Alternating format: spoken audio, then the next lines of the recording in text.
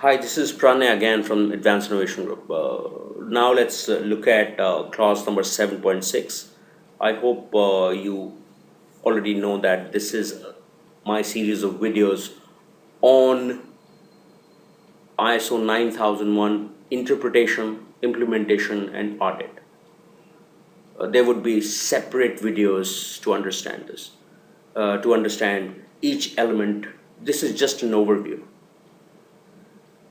7.6 Control of monitoring and measuring equipments. The organization shall determine the monitoring and measurement to be undertaken and monitoring and measuring equipments needed to provide evidence of conformity to the product to the determined requirements. So, as part of your SLAs with your customer, you would have promised certain measurable parameters. You must determine the monitoring and measurement that needs to be undertaken, and for such monitoring and measurement, the equipment needed shall also be determined. So let's say you have a customer specification, a dimension, and so you will note this dimensional need, and that you would identify what measurement equipment shall you use to measure this dimension.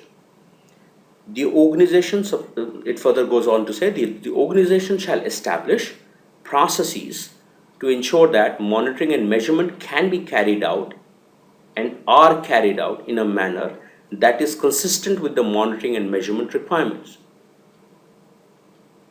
While necessary to ensure valid results, measurement equipment shall be calibrated or verified, or both, at specified intervals or prior to use against measurement standards traceable to international or national measurement standards.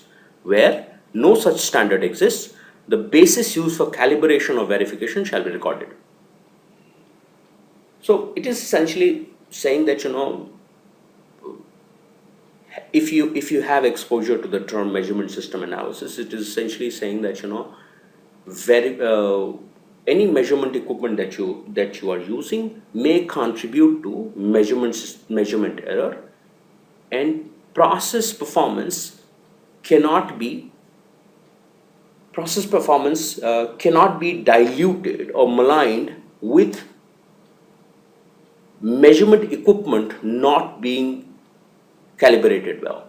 So it is saying that you must establish processes that monitoring and measurement should be carried out in a planned manner, and wherever it is necessary to ensure valid results, wherever it is critical for the measurement error to be small, you must ensure that your measuring equipment is calibrated or verified, or both, at specified intervals. So you might want to say that that the calibration exercise for my vernier caliper will happen twice a year,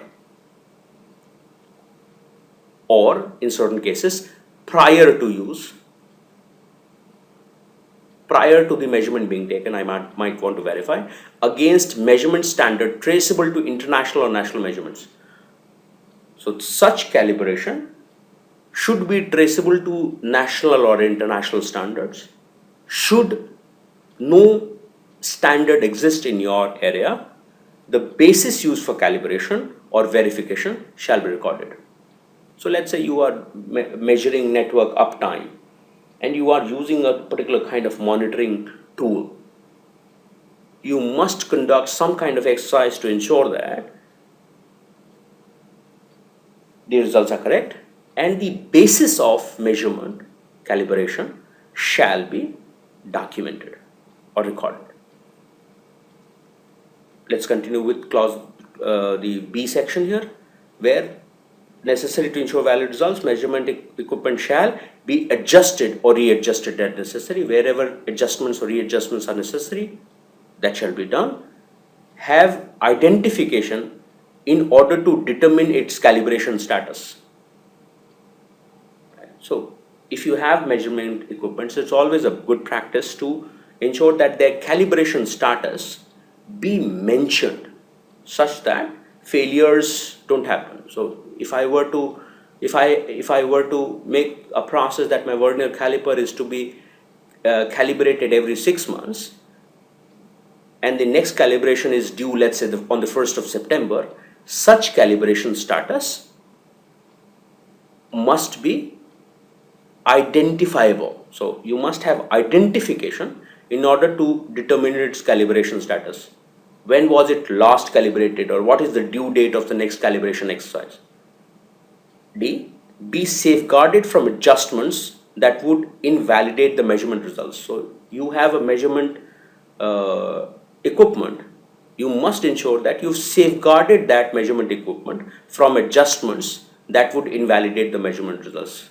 So if you have a tool that can be messed up with, someone can do something that can make the measurement incorrect, you must ensure that you have safeguards. E. Be protected from damage and deterioration during handling, maintenance and storage.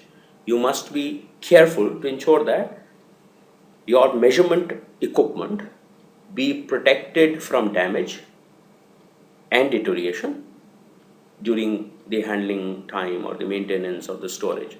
It is critical that you look into these areas because the basis of your process performance measurement is that equipment, and if your equipment is damaged, or it gets deteriorated with passage of time, or your carelessness or your handling or lack of maintenance, it will become dangerous for you.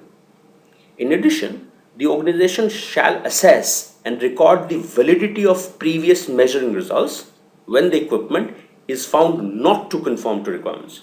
Should you find that the equipment did not conform to the requirements, you shall assess and record the validity of the previous measuring results. So you have used a faulty equipment and you found that out. You must assess what